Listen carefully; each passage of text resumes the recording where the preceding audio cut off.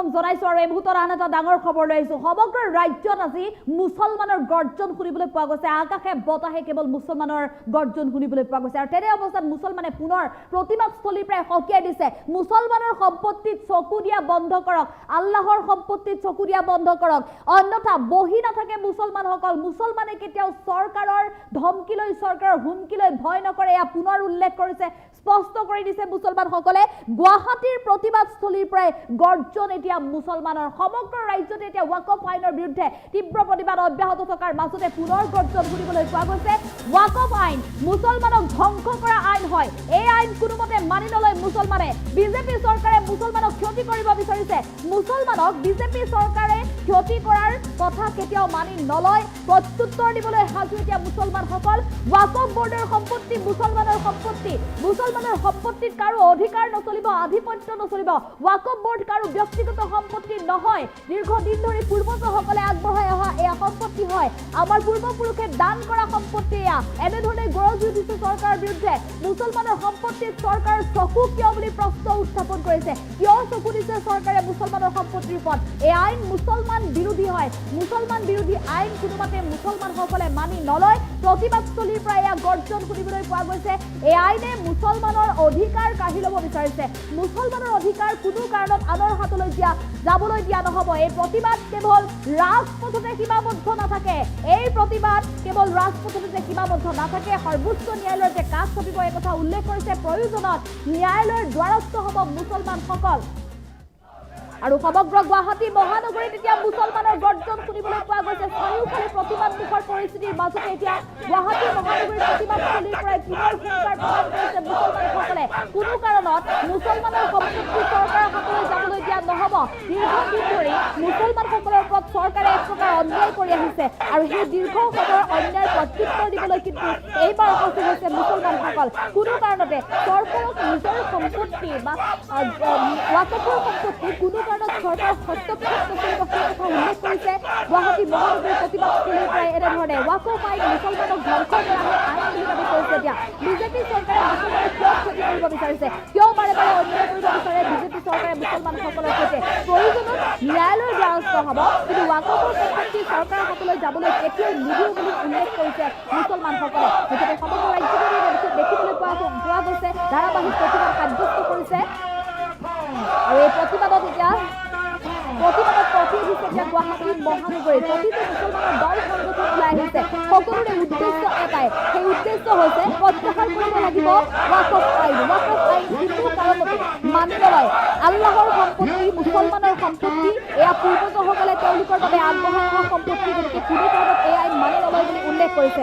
আৰু এফালে ওয়াকফ আইনৰ বাবে মুছলমানৰ প্ৰতিবাদৰ মাজত এতিয়া দেখিবলৈ পোৱা গৈছে দেশৰ ৰাজনীতিত কিন্তু ব্যাপক প্ৰভাৱ পৰিছে এফালে প্ৰতিবাদকাৰীয়ে চৰকাৰক সঁচনি প্ৰদান কৰিছে আৰু আনফালে কেইবাটাও প্ৰান্তত দেখিবলৈ পোৱা গৈছে অগপত সলনি আৰম্ভ হৈছে আৰু দেশৰ অন্যান্য প্ৰান্তত ৰাজনীতিৰ প্ৰভাৱ পৰিছে নীতিশ কুমাৰ জেডিউৰ প্ৰভাৱ পৰিছে মুঠতে এই ওয়াকফ আইনে দেশৰ ৰাজনীতিত এতিয়া ব্যাপক প্ৰভাৱ পেলোৱা দেখিবলৈ পোৱা গৈছে আৰু তাৰ মাজতে পুনৰ সঁচনি প্ৰদান কৰিছে আমচু মেমচুৰ পৰা আৰম্ভ কৰি প্ৰতিটো মুছলমান দল সংগঠন ওলাই আহি তীব্ৰ প্ৰতিবাদত অংশগ্ৰহণ কৰি বিশেষকৈ প্ৰথম অৱস্থাত যি নীতিশ কুমাৰ আৰু চন্দ্ৰবাবু নাইডুৱে মুছলমানৰ সমৰ্থনত উল্লেখ কৰিছিল সেই দুয়োগৰাকী ৰাজনৈতিক নেতাৰ বিৰুদ্ধে এতিয়া মুছলমানৰ প্ৰচাৰ অভিযোগ উত্থাপন কৰি এনেদৰে উত্তপ্ত পৰিস্থিতি সৃষ্টি কৰা দেখিবলৈ পোৱা গৈছে আৰু ওয়াকফ আইন মুছলমানক ধ্বংস কৰা আইন বুলি উল্লেখ কৰি এনেধৰণে প্ৰতিবাদত অংশগ্ৰহণ কৰিছে হাজাৰ হাজাৰ প্ৰতিবাদকাৰীৰ গৰ্জনত এনেধৰণে কঁপি উঠিছে গুৱাহাটীৰ আকাশ আৰু সমাজতে উল্লেখ কৰিব লাগিব যে বিভিন্ন প্ৰান্তৰ পৰা মুছলমান দল সংগঠনৰ লোক একত্ৰিত হৈ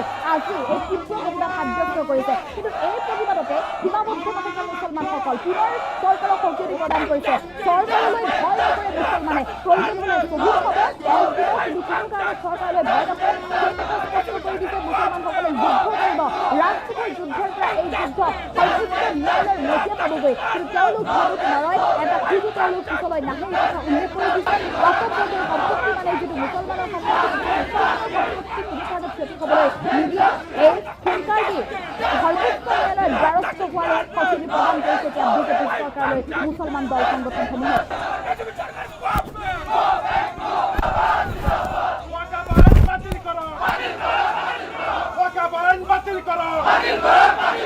বিজেপি সৰকাৰ হুঁশিয়াৰ হুঁশিয়াৰ হুঁশিয়াৰ বিজেপি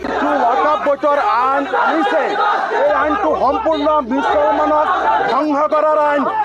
আপোনালোকে জানে যে ভাৰতবৰ্ষ এই গোটেই ভাৰতবৰ্ষত অকল মুছলমানক টাৰ্গেট কৰি মুছলমানক ধ্বংস কৰাৰ এটা ষড়যন্ত্ৰ ৰচিছে। আপোনালোকে জানে যে ভাৰত স্বাধীন হোৱাৰ পিছত আজিলৈকে মুছলমানৰ ইমান ডাঙৰ ক্ষতি কৰিব পৰা নাই। আজি ৱাকাফ বোৰ্ড কাৰ হয়? মুছলমানৰ হয়। ৱাকাফ বোৰ্ডৰ সম্পত্তি ইয়াতে কোনো ৰাজনৈতিক দলৰ বা কোনো ব্যক্তিগত অনুষ্ঠান নহয়, এয়া মুছলমান ৰাইজৰ সম্পত্তি। আপোনালোকে জানে যে আমাৰ পূৰ্বপুৰুষসকলে এই সম্পত্তি সম্পূৰ্ণ আল্লাহৰ বাবে দান কৰা সম্পত্তি, আৰু এই সম্পত্তিত আমাৰ মছজিদ, মাদ্ৰাছা, কবৰস্থানৰ কাৰণে আৰু এই ভাৰতবৰ্ষ দেশৰ উন্নতিৰ কাৰণে এই সম্পত্তি। আৰু এই সম্পত্তিত আপোনালোকে জানে যে ৰাম মন্দিৰত যেনেকে ৰাম মন্দিৰ পৰিচালনা সমিতিত সনাতন ধৰ্মৰ বাহিৰে কোনো মানুহ সোমাব নোৱাৰে। গতিকে তেতিয়াহ'লে মুছলমানৰ সম্পত্তিত কিয় চৰকাৰৰ চকু? এই আইনখনত যি ৱাকফ বৰ্ডৰ ওপৰত যিটো সংশোধনী আইন আনিছে, এই আইনখনে আচলতে মুছলমানৰ অধিকাৰ, সাংবিধানিক অধিকাৰ শেষ কৰিব বিচাৰিছে। আমি মুছলিম ছাত্ৰ সন্থাকে ধৰি 5টাকৈ সংগঠনে আজি আমি এই প্ৰতিবাদস্থলীৰ পৰা আমি ভাৰত চৰকাৰক সকীয়াই দিব বিচাৰিছোঁ, আপোনালোকে সংবিধানৰ শপত খাই ধৰ্ম নিৰপেক্ষতা বজাই ৰাখি আচলতে কাম কৰিব লাগিছিলে। এই আইনৰ সপক্ষত যিসকল সাংসদে আচলতে ভোট প্ৰদান কৰি এইখন আইনলৈ প্ৰণয়ন কৰিছে, তেওঁলোকৰ আচলতে ভাৰতৰ সংবিধান বিৰোধী। এই আইন সমৰ্থনকাৰী আচলতে ভাৰতৰ সংবিধান বিৰোধী। গতিকে ভাৰতৰ সংবিধান বিৰোধী সিদ্ধান্ত মুছলিম ছাত্ৰ সন্থাই মানি নলয়। আমাৰ এই আজি 20-12 পত্ৰ ৰাষ্ট্ৰপতিলৈ আমি প্ৰেৰণ কৰি আছোঁ। এই আইন RMC, ABMC, মুছলিম ছাত্ৰ সন্থাকে আৰম্ভ কৰি বিভিন্ন দল সংগঠনে আজি আমি এটা প্ৰতিবাদ কৰিছোঁ। অৱস্থান ধৰ্মঘট কাৰ্যসূচী ৰূপায়ণ কৰি আজি আমি ভাৰতৰ মহামাননীয় ৰাষ্ট্ৰপতিলৈ যি ৱাকাফ আইন আছে, এই ৱাকাফ আইন বাতিল কৰাৰ কাৰণে আজি আমি এই 2 ঘণ্টা অৱস্থান ধৰ্মঘট কাৰ্যসূচী ৰূপায়ণ কৰিছোঁ। আপোনালোকে জানে যে এই ৱাকাফ সম্পত্তি হৈছে মুছলমানৰ সম্পত্তি। এই সম্পত্তি কোনো কাৰণতে বিজেপিক আমি নিদিওঁ, বিজেপি চৰকাৰক আমি আমাৰ সম্পত্তি আমি নিবলৈ আমি কেতিয়া নিদিওঁ, যাৰ কাৰণে আমি প্ৰতিবাদ কৰিছোঁ। আমি আপোনালোকে জানে যে ভাৰত স্বাধীন হোৱাৰ সময়ত ভাৰতবৰ্ষত যি মুছলমান আছে, এই মুছলমানসকলৰ অৱদান উল্লেখনীয়। এই হাজাৰ হাজাৰ মুফতি, মৌলানা, আলি, মুল্লা, লাখ লাখ মুছলমানসকলে শ্বহীদ হৈছে। আৰু আমি আমাৰ এই সম্পত্তি বিজেপিক আমি কেতিয়াও আমি কাঢ়ি ল'বলৈ নিদিওঁ। আমি ৱাকফ আইনৰ বিৰোধিতা কৰিছোঁ, কৰি আহিছোঁ, কৰি যাম। আমাৰ যেতিয়ালৈকে এই আন্দোলন বাতিল নহ'ব তেতিয়ালৈকে এই আন্দোলন আমি কৰি যাম। দৰকাৰ হ'লে আমি এটা আহ্বান জনাইছোঁ আজি এই ছচলৰ পৰা যে চৰকাৰে আমাক ভাৰতবৰ্ষৰ যিমান মুছলমান আছে প্ৰতিজনকে চৰকাৰে আমাক, আমি ভয় নকৰোঁ। আমি শ্ৰমজীৱী, কৃষিজীৱী আৰু এটা পৰিশ্ৰম কৰা জাতি। আমাৰ এতিয়া বিজেপি চৰকাৰে আমাৰ কলিজাত আঘাত সানিছে। এই আইন আমি কেতিয়াও মানি নলওঁ আৰু কোনো কালে আমি মানি নলওঁ। আমি এতিয়া আন্দোলন কৰিম আৰু মহামান্য উচ্চতম ন্যায়ালয়ত আমি যাবৰ কাৰণে এতিয়া চিন্তা কৰিছোঁ। আমি উচ্চতম ন্যায়ালয়ত পিয়াল কৰিম। বিভিন্নজনে ইতিমধ্যে গোচৰ তৰিছে। গতিকে আমাৰ উচ্চতম ন্যায়ালয়ৰ ওপৰত বহুত ভৰসা আছে। আৰু এই 2জন মানুহ আপোনালোকে দেখিছে, এই 2জন মানুহ হৈছে প্ৰতাৰক। এই 2জন মুখ্যমন্ত্ৰীয়ে তেওঁলোকে যেতিয়া মুছলমান সকলক এই আইন কেতিয়াও বিৰোধ নকৰোঁ বুলি কৈছিলে, কিন্তু তেওঁলোকে নৰেন্দ্ৰ মোদীৰ ওচৰত হাৰ মানিলে, মুছলমানৰ কলিজাৰ আঘাত দিছে এই 2 মুখ্যমন্ত্ৰীয়ে। আৰু আমি এই 2 মুখ্যমন্ত্ৰী প্ৰতাৰক আখ্যা দিছোঁ। আমি কোনো কালেই তেওঁলোকক আমি নামানো আৰু মুছলমানৰ ওচৰত তেওঁলোকক আমি প্ৰৱেশ নিষিদ্ধ কৰিছোঁ, তেওঁলোকক বৰ্জন কৰিছোঁ।